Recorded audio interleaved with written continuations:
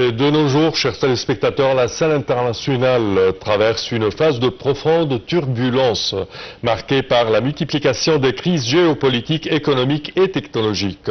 Dans ce contexte, une question centrale s'impose: assistons-nous à présent à la fin de l'ère occidentale et plus largement, la mondialisation est-elle en train de reculer? Pour plus de détails, voici un commentaire. Ces interrogations ont été au cœur des débats du dernier Forum économique mondial de Davos, dans un climat de défiance envers le multilatéralisme et de retour des politiques protectionnistes. Les interprétations divergent entre l'idée d'un déclin occidental et celle d'une simple recomposition des équilibres mondiaux. Un Occident en perte d'influence relative.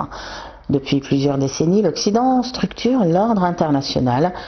Toutefois, son leadership apparaît aujourd'hui fragilisé par des divisions internes, une perte de crédibilité politique et l'émergence de nouvelles puissances économiques.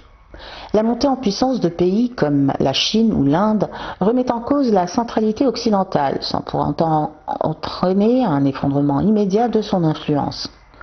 Une mondialisation transformée. En effet, la mondialisation ne disparaît pas, mais change de nature. Les crises récentes ont mis en évidence les limites d'un système fondé sur l'interdépendance totale. En réponse, les États cherchent à sécuriser leur chaîne d'approvisionnement et à renforcer leur souveraineté économique.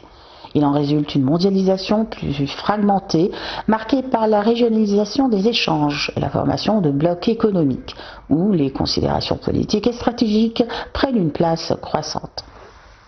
La période actuelle ne marque ni la fin de l'Occident, ni celle de la mondialisation, mais l'entrée dans une phase de transition vers un monde multipolaire. L'enjeu majeur réside désormais dans la capacité des acteurs internationaux à gérer cette recomposition, sans basculer dans une instabilité durable.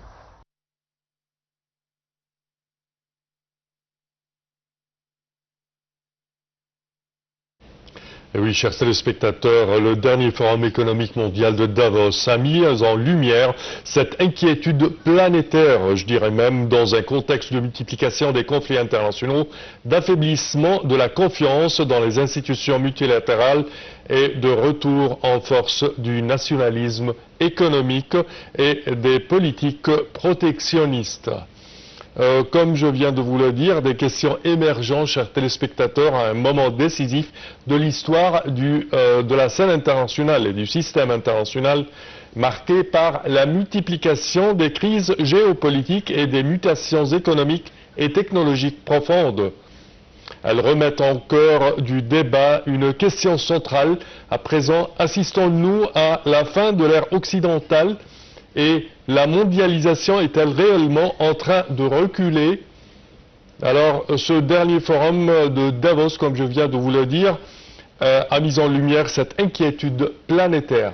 Et pour aborder ce sujet, chers téléspectateurs, nous rejoint par Zoom monsieur l'ingénieur Rizq Shahata, qui est analyste politique. Bonjour. Bonjour et merci pour votre invitation. Merci, c'est toujours un plaisir.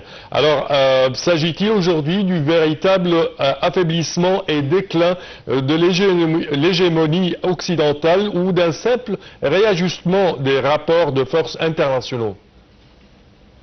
Écoutez, aujourd'hui le monde bouge et bouge avec une vitesse extraordinaire. Oui. Avec des acteurs stratégiques comme les États-Unis, comme la Chine, comme la Russie, comme les pays aussi qui ne sont pas des puissances absolues, mais qui ont quand même une certaine puissance, comme l'Afrique, comme l'Égypte. Donc ça bouge de partout. Alors le monde aussi, qui devient un village à cause de l'Internet, entre autres, qui facilite le déplacement des infos, et le monde, la planète, elle est en train de vivre une vie beaucoup plus accélérée et peut-être aussi stressée. Et malgré tout cela, on ne sait pas qui va faire quoi. On voit M. Trump avec des décisions qui changent tous les jours. On voit, on ne sait pas ce qui va se passer bientôt au Moyen-Orient. Donc vraiment, la mondialisation n'est pas claire du tout. Oui, on parle toujours quand il y a des ambiguïtés, de manque de confiance dans l'avenir, l'économie rétrécit, l'économie commence à se ralentir. Comment voyez-vous ces propos et est-ce que on est sur le bord d'un précipice économique, je dirais, gênant pour le progrès de la scène internationale? Vous savez, l'économie, elle cherche toujours un climat de confiance, oui, un climat de stabilité. Et quand ce n'est pas le cas, ça bouge dans les bourses mondiales. On se souvient, il y a une dizaine d'années, à l'époque de Nicolas Sarkozy, il y avait une crise financière importante dans le monde, une crise économique également. Mais là, aujourd'hui, avec les guerres qu'on attend, c'est encore moins stable. Et bien sûr, le capital craint toujours l'insécurité et l'absence de stabilité. Donc, ça ne m'étonnerait pas que l'économie aussi va prendre un coup bientôt avec ce climat qui nous entoure. Oui, certainement. Quand on parle de la scène internationale et du poids stratégique, alors l'ascension de puissances émergentes telles que par exemple la Chine, l'Inde et les pays du sud du global marque-t-elle, je dirais, la fin de la domination occidentale ou l'avènement d'un monde multipolaire?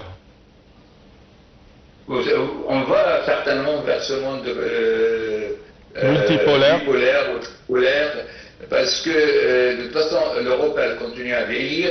Oui. Quand on voit la moitié des Africains en moins de 25 ans, je pense qu'en Asie c'est la même chose, en Inde, en Chine, donc la population change, se transforme. Donc pour moi, oui, l'équation ne sera plus la même. On a vu dans le passé la fin de l'Empire britannique par exemple, on a vu la période des colonisations et des pays qui s'affaiblissent, tout ça. Et je pense qu'on va tout droit vers un autre système, un autre régime. Même je pense que le dollar ne restera pas, il ne va pas résister à ce qui va venir, que ce soit économiquement ou par rapport aux puissances des autres pays, qui ont même fait le Brexit, entre autres. Et puis la monnaie numérique aussi, on l'utilise partout.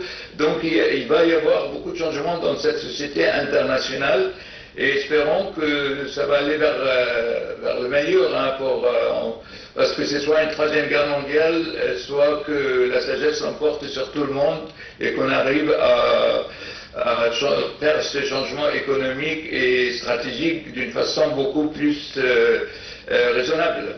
Espérons pour cette sagesse, je dirais même.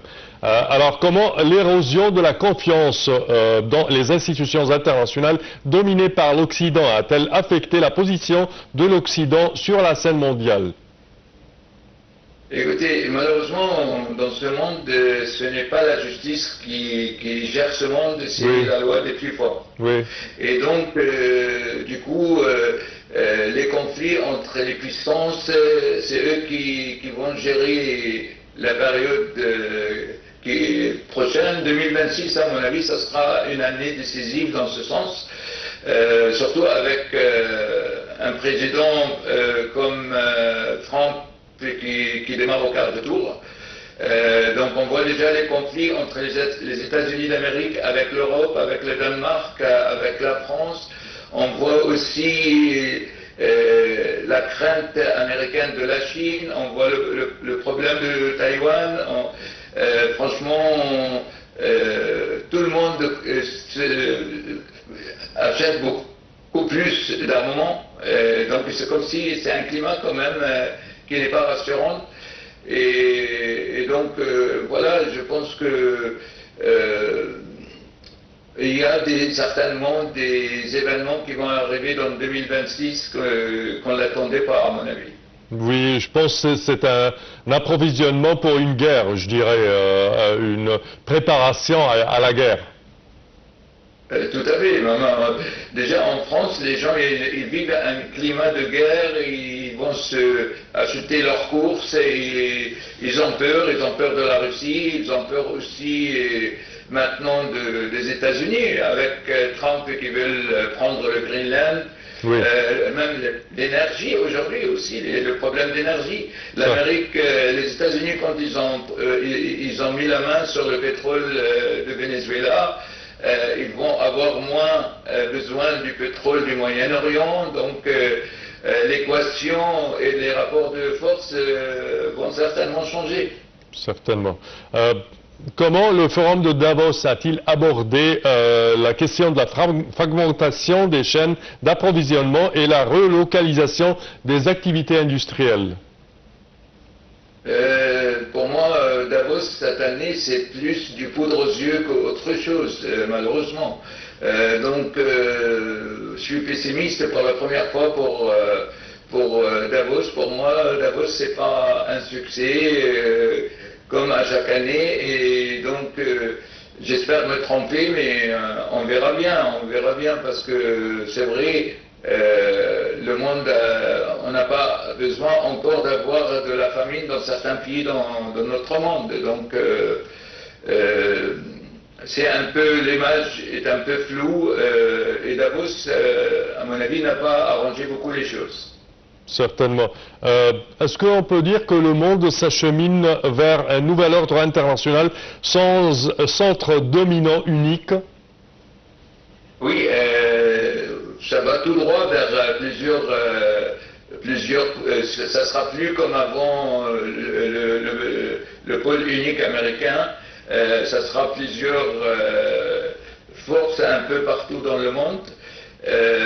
Bon, rien que la population qui augmente, même la population totale sur la Terre, elle devient une population massive. Et donc, je pense que les rapports de force vont peut-être changer. Espérons pour le mieux.